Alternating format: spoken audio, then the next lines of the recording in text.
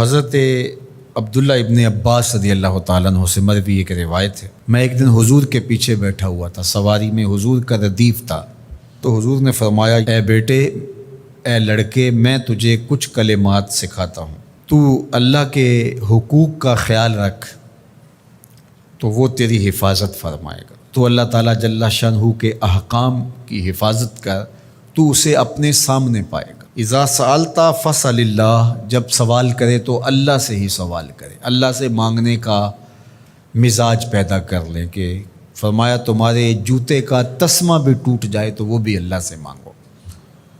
ضرور بازار میں جاؤ دکاندار سے، لیکن حقیقی طلب اللہ سے ہونی چاہیے۔ بات بات پہ اللہ سے سوال کرو، بڑی سے بڑی چیز بھی اس سے مانگو، چھوٹی سے چھوٹی چیز بھی اسی سے طلب کرو۔ ہماری ساری ضرورتوں کا کفیل ہمارا رب، ہمارا مالک ہے۔ تو دوسری نصیحت یہ کی کہ جب تو استعانت طلب کرے، مدد طلب کرے، تو اللہ سے ہی استعانت طلب کرے۔ وعلم، اور جان کہ اگر ساری امت، سارے لوگ، پوری قوم جمع ہو کے تمہیں فائدہ پہنچانے کی کوشش میں لگ جائیں تو تمہیں وہی فائدہ پہنچا سکتے ہیں جو تیرے لیے تیرے رب نے لکھا ہے۔ اور فرمایا وَإِنِ اجْتَمَعُوا عَلَىٰ أَن يَضُرُّوكَ بِشَيْءٍ، اور اگر تمہیں نقصان پہنچانے کے درپے ہو جائیں، لَمْ يَضُرُّوكَ إِلَّا بِشَيْءٍ قَدْ كَتَبَهُ اللَّهُ عَلَيْكَ، تو تجھے صرف وہی نقصان پہنچا سکتے ہیں جو اللہ نے تیرے لیے لکھا ہے۔ سارا زمانہ بھی مخالف ہو جائے، تیرا کچھ نہیں بگاڑ سکتا۔ ہاں، تیرے مقدر میں اگر کوئی چیز، کوئی بگاڑ لکھا ہے تو وہ ہوگا، اس کا ذریعہ وہ بن جائیں گے۔ تو اس لیے پھر اسی سے مانگو، اسی سے طلب کرو۔ رفعت الاقلام وجفت الصحف، جو لکھنا تھا اللہ نے لکھ دیا، لکھنے کے بعد قلم اٹھا لیا گیا اور جن صحیفوں پہ لکھا تھا وہ خشک ہو گئے، اب کتابیں بند ہیں۔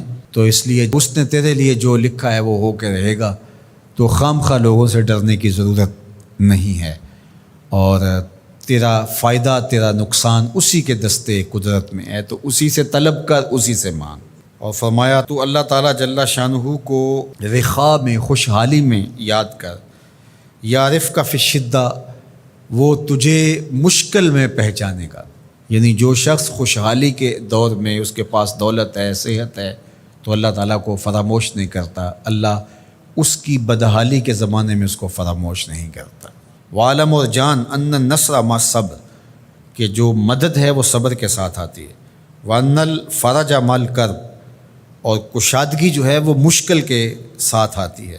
وان مع العسر یسرا، اور سہولت جو ہے وہ مشقت برداشت کرنے کے بعد آتی ہے، تنگی کے بعد فراخی آتی ہے۔ پہلو مشکل پھر تمنا، پہلو کنڈا پھر پل، شاید مگروں پہلو مکھیاں ڈس دیاں ڈنگ والیاں۔ تو یہ سب ہوتا ہے، مشکلات، تکلیفیں، آلام، مصائب، ان سب سے گزر کر کے آسانیاں آتی ہیں۔ خود حضور کی زندگی دیکھ لیجئے، مدنی زندگی مکی زندگی کے گزرنے کے بعد، طائف کے مراحل کو طے کرنے کے بعد آتی۔ تو ہم ڈائریکٹ اگر چاہیں مکی زندگی کو اختیار کیے بغیر اور طائف کی مشکلات اور سنگلاخ راستوں سے گزرے بغیر مدنی برکتیں حاصل کرنا، تو وہ نہیں پا سکتے۔ تو یہ اللہ تعالیٰ نے ایک نظام رکھا ہوا ہے۔